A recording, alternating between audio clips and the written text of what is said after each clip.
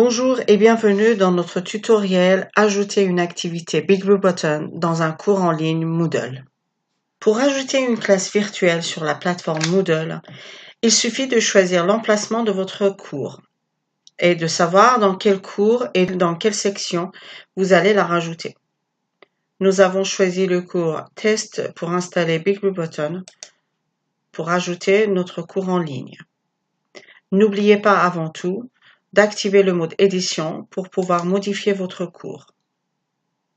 Ici, vous allez pouvoir ajouter les activités et les ressources souhaitées. Dans la liste des activités proposées, nous allons cocher BigBlueButton.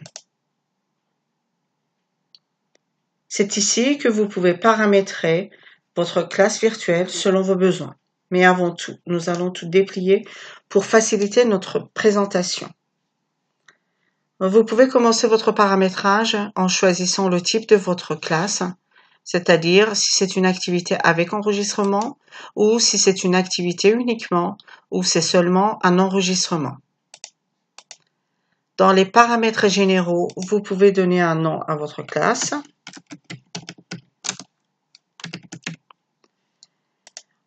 Et en cochant sur l'envoi de notifications, vous pouvez déclencher l'envoi des notifications à vos apprenants. Vous pouvez également leur laisser un message, par exemple un message de bienvenue.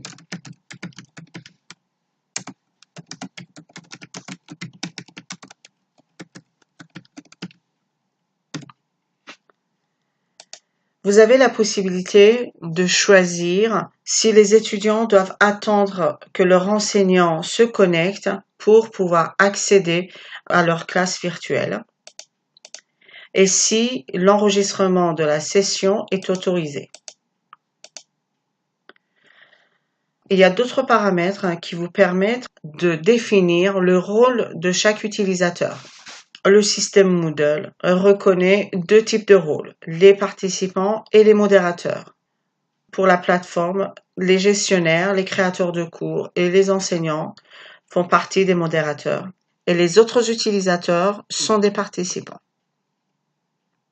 Dans la planification de session, en activant la date du début et de la fin de votre cours, vous choisissez de faire apparaître ou finir votre classe à une date précise.